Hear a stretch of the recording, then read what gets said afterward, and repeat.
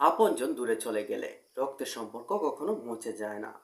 মেয়েদের না বলা কষ্ট একজন মেয়েই সব থেকে ভালো বুঝতে পারে।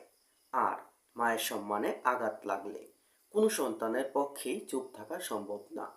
তোমাদের গল্পটু দেখার পর সবচেয়ে বেশি যেটা মনে ছাপ ফেলেছে সেটা হলো এর সংলাপ।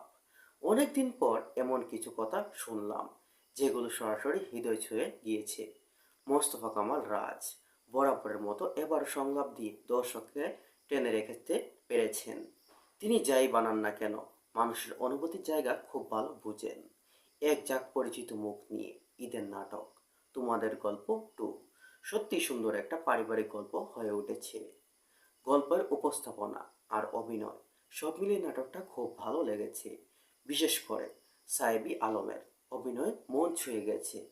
তবে তার আবেগ অতিভক্তি সব কিছু তার স্বাভাবিকভাবেই বাস্তব লেগেছে। পাশাপাশি অন্য শিল্পীরাও নিজে থেকে অনেক দারুণ অভিনয় করেছে। পরিবার সম্পর্ক আর আবেগ ভরা ভালোবাসা নিয়েই এই সিনেমা দেখা।